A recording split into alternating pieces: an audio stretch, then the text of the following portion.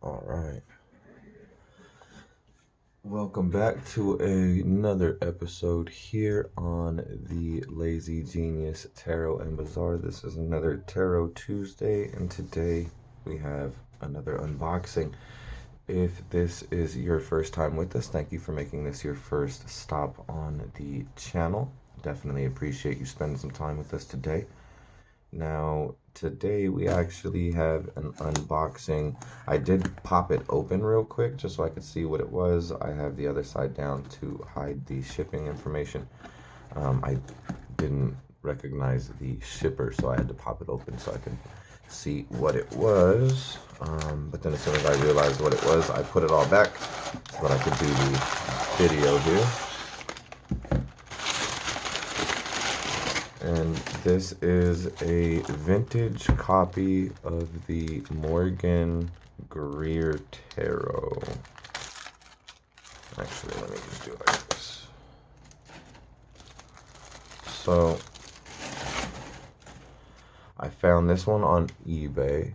This is a second edition, I believe. The first edition, if I'm not mistaken, comes in the brown two-part box. But yeah, this is a 1979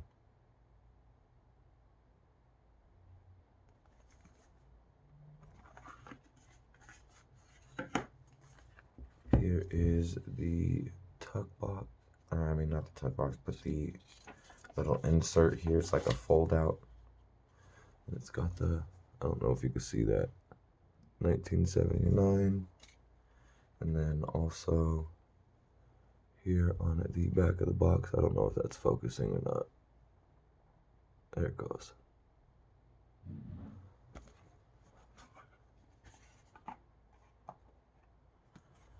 And of course, this is a deck that everybody has seen time and time again. This one's actually in pretty good condition.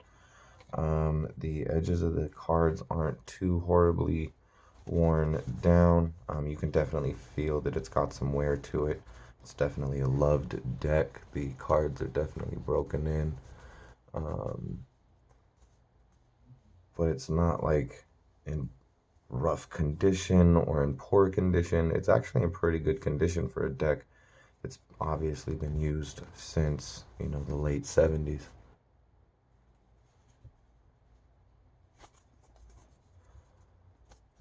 So, I mean, it is a deck that we are all probably used to seeing. I will go ahead and just dive right into the walkthrough. We'll flip through these pretty quick. All right, here we go. Now, the Morgan Greer. So, I don't really like borderless cards. And the newer editions of the Morgan Greer are no exception to that rule. However, there are a lot of different vintage decks out there that I like much more than their current counterparts, like the Gill Tarot, for instance. I have one of those in my sights right now, but I never really wanted a copy of this deck until recently, and two things happened. One, I told myself I needed to start branching out to more borderless decks, because I literally have like 4 in my entire collection other than this one that I just got in today. So between that and then me finding out that the vintage Morgan Greer actually has a bordered counterpart from both the first and second editions. I discovered this watching Brant's videos over at Moon Baby. And when I found out that this deck had a bordered counterpart, after watching Brant's video, I actually ended up really wanting the bordered version of the deck. But apparently the bordered version of the Morgan Greer deck from either the first or the second edition, because apparently there's a bordered in the blue box and in the brown box. So either one, but apparently they are about as rare. The euphemism I've been using is about as rare as a unicorn or a raccoon riding a unicorn into battle. Um, so I might not ever be able to find the one with the borders. I will continue to look for it though. Hopefully I can one day, and if I do, then I just get the bordered and borderless versions of the deck, both of them vintage. Hopefully I can find the bordered version in the brown box. That way I can have a brown box and a blue box, and a bordered and a borderless. But then, after some thinking and realizing that the bordered version of this particular deck was going to be harder to find than, who knows what. I couldn't think of a funny euphemism off the top of my head. But since that's going to be so hard to find, that, since I need to expand my collection of borderless decks anyways, I figured I would grab a vintage copy of the borderless and see if I like that better than the current version of the borderless. And as I'm flipping through the deck, I can tell you that I do like the card stock much more. I have a lot of decks from the 70s and 80s, so I do like that sort of vintage card stock that they were using back then. It's definitely durable and stiff, and you can tell it's like a good quality card thickness, but it's still, pliable and feels like it's going to shuffle amazingly. But, it's a well-worn, well-loved deck, has definitely been broken in. And like I said, the edges of the cards aren't horribly damaged. There's no real creases or super heavy chips or folds or pieces of the cards missing that I've seen yet. So everything seems to be pretty good here.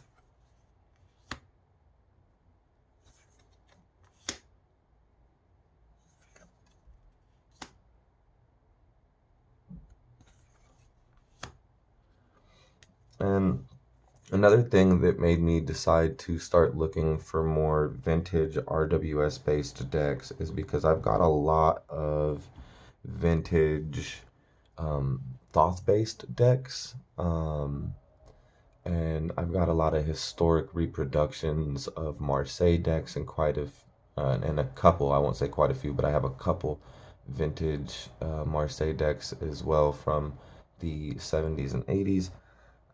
But when it comes to the Rider-Waite Smith and the Rider-Waite Smith based decks, the only other vintage deck that I have that would be included in that part of the collection is my pre-copyright Plaidback.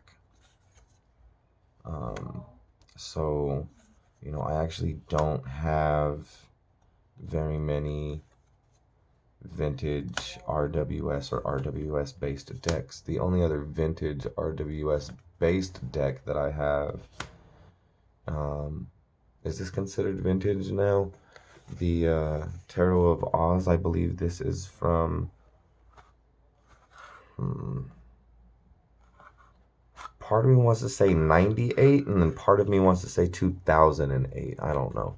I don't know if that's old enough to be considered vintage yet, but that's the only other really old RWS based deck that I have. Everything else was released within probably the last 5 years. You know what I mean? So,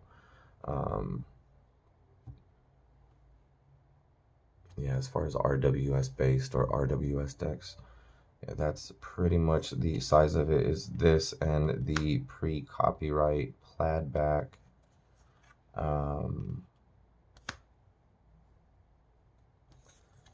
So yeah, all of those things kind of factored into me finally deciding to cave in and get this deck. I need I feel like I need to add some more vintage RWS based decks to the collection to sort of balance things out. Like I said, I've got heavy vintage collection for Thoth based decks. I've got a decent, uh, sort of historic reproduction collection for Marseille. A couple of vintage Marseille decks, but wanting to expand my collection a little bit, I figured this would be a good place to start because it sort of hits multiple markers all at once. It helps me to expand my borderless deck collection, helps me to expand my vintage RWS based deck collection, sort of all at the same time.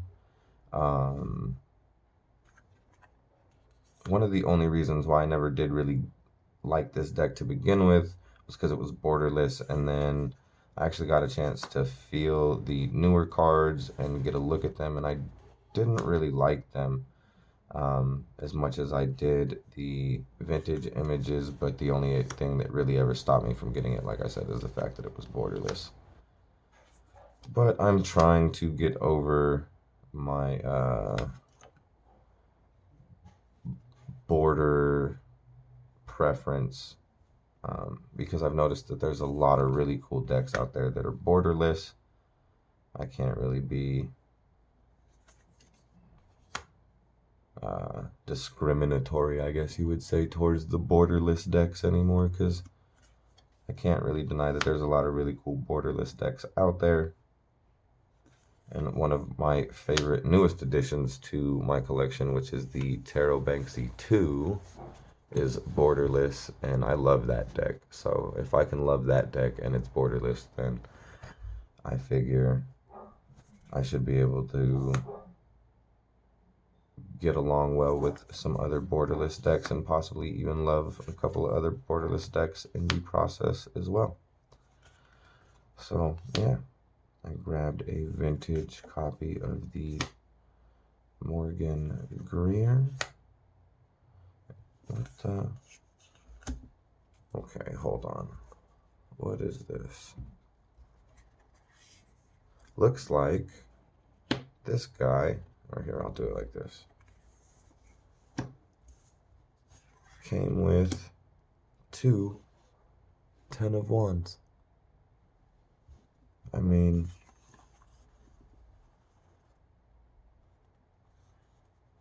there's no differences in the artwork that I can see off the top of my vision here. The card stock is essentially it's the exact same card stock. Both cards seem to have the same amount of wear. It's 2 vintage 10 of Wands. Looks like my vintage Morgan Greer came with a second 10 of Wands there. I'll drop one of those in the bottom of the box, though. I don't think I need both of them in the deck. Alright. So the 10 of Wands, I got 2 of those, huh? Here is the Page of Rods, because it's rods in this deck. But yeah. So all of that stuff combined is what sort of led me to get this deck. Sort of fills multiple markers for me, like I was saying. I actually am kind of excited to have received this deck. Now that I've got it, I kind of want to start working with it. So I will probably interview this deck tonight and see how the start of this relationship's gonna go. Curious to see how the cards are gonna shuffle. Let's back out so you're not all zoomed in on my hands. Yeah, vintage Morgan Greer. I do want to shuffle it one time on camera for you guys. Mainly just because I really like to shuffle cards. It's almost like therapy for me, so. Oh, yeah. Oh, that's like butter. That's nice. I like that. It's like you don't have to try too hard, and if you tried too hard, you'd probably fold the cards. It's like, it's durable, and it's a decent thickness, but it freaking shuffled great. Did you guys see that? It's a pretty durable deck, yo.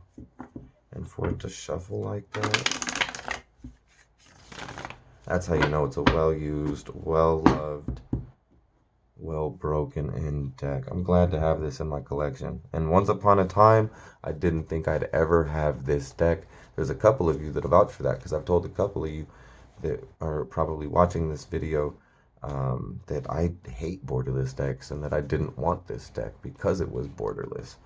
But look at me now. Went out and spent some extra money on a vintage copy. It's because I got a penchant for vintage decks. So, yeah. Thank you guys for joining me. I appreciate you for spending some time with me as we unbox and walk through my vintage Morgan Greer here. Hey, and tell me in the comments if has anybody else out there ever received a vintage Morgan Greer with multiple cards or like duplicate cards like this. I gotta go back through it and get the other one. There, no, almost. Let me see here. There it is. All right. So tell me in the comments, guys, has anybody else ever received a vintage copy of the Morgan Greer with a duplicate card or multiple duplicate cards? Let me know in the comments, man, because this is interesting, because these are definitely both vintage cards.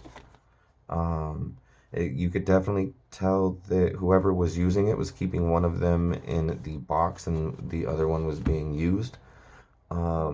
Because one card definitely has more wear than the other, but the artwork's exactly the same. Cardstock's exactly the same. Finish is exactly the same.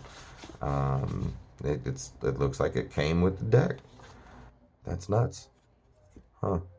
It's real interesting. Put one in the box and one in the deck. There we go. Cool. Like I said, I'm actually excited to start working with this. Again, I don't mean to keep you guys for too much longer. Appreciate you guys for stopping by and hanging out with me while I walk through this guy here. And, hopefully I will see you on the next one. Thanks for spending some time with me today.